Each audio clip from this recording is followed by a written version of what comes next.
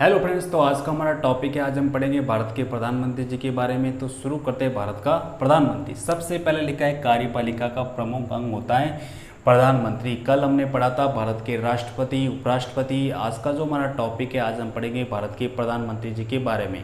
प्रधानमंत्री जो होता है कार्यपालिका का वास्तविक क्या होता है, अध्यक्ष भी होता है। जैसे कि लिखा है कि प्रधानमंत्री को अंग्रेजी में हम क्या कहते हैं, प्राइम मिनिस्टर भी कहते हैं। प्रधानमंत्री जी को इंग्लिश में हम पीएम भी कहते हैं। पी का मतलब प्राइम, एम का मतलब मिनिस्टर।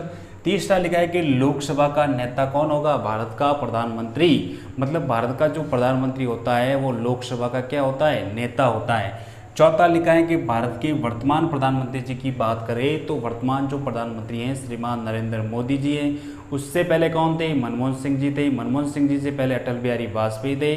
और भारत के प्रथम प्रधानमंत्री जी की बात करें तो कौन है, पंडित जवाहरलाल नेहरू थे। भारत की जो प्रथम महिला प्रधानमंत्री की बात करें तो श्रीमती इंदिरा गांधी थी। आगे देखते हैं कार्यपालिका का वास्तविक अध्यक्ष जो होता है वो कौन होता है, भारत का प्रधानमंत्री जी। क्योंकि जो वास्तविक जो शक्तियाँ होती है वो भारत के प्रधानमंत्री जी के पास ही होती है। आगे लिखते हैं कि मंत्रिपरिषद का प्रमुख होगा, कौन होगा, प्रधानमंत्री। मंत्रिपरिषद का मतलब होता है मंत्रियों के समूह को हम क्या कहते हैं, मंत्रिपरिषद।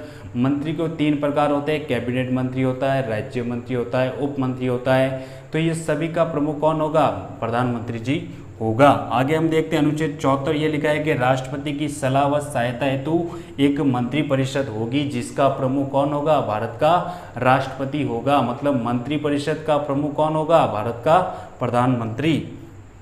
अनुच्छेद 75 में लोकसभा में बहुमत प्राप्त दल के नेता को प्रधानमंत्री नियुक्त किया जाता है।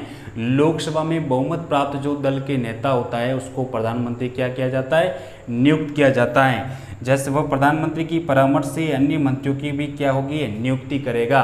प्रधानमंत्री की परामर्श से अन्य मंत्रियों की क्या करेगा, नियुक्ति करेगा। आगे हम देखते हैं प्रधानमंत्री की योग्यताओं के बारे में कि वो भारत का क्या हो। सबसे पहले तो नागरिक हो। दूसरा लिखा है कि संसद का वो सदस्य हो। तीसरा लिखा है कि इनकी नियुक्ति जो होती है भारत के राष्ट्रपति के द्वारा की जाती है। वह इनको जो शपथ भी है भारत के राष्ट्रपति के द्वारा दिलवाई जाती है। आगे हम देखते हैं जो प्रधानमंत्री अपना त्यागपत्र जो होता है राष्ट्रपति को देता है। और इनका कार्यकाल की बात करें तो कार्यकाल 5 वर्ष का होगा। महत्वपूर्ण तथ्यों में कि मंत्रियों की नियुक्ति के संबंध में परामर्श देता है। मतलब अगर मंत्रियों की नियुक्ति करना है तो राष्ट्रपति को परामर्श कौन देगा, भारत का प्रधानमंत्री। किसी भी मंत्री को राष्ट्रपति के द्वारा बर्खास्त किया जा सकता है। मतलब किसी भी मंत्री को बर्खास्त करना है तो कौन करेगा, प्रधानमंत्री कहेगा राष्ट्रपति को। आगे लिखा है कि प्रधानमंत्री जो होता है मंत्रिपरिषद का प्रमुख होता है।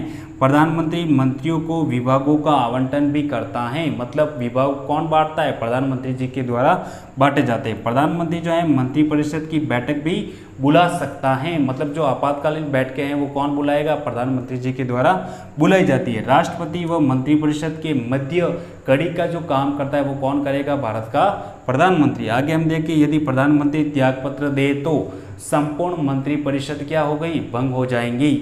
आगे हम देखते हैं कि देश का नीति निर्माता भी कौन है, भारत का प्रधानमंत्री। और आगे हम देखते हैं कि भारत सरकार का मुख्य प्रवक्ता भी किसे कहा गया है, भारत के प्रधानमंत्री को कहा गया है। भारत के प्रधानमंत्री के वेतन की बात करें तो 1,67,000 रुपये इनको वेतन मिलता है। उनके साथ उनके भत्ते सुख सुविधाओं के साथ इनको मिलती है। तो ये हमारा पूरा टॉपिक जो है वो भारत के प्रधानमंत्री जी के बारे में पढ़ा। कैसा लगा आपको ये वीडियो, चैनल को सब्सक्राइब और लाइक एंड कमेंट जरूर कीजिएगा। Thank you.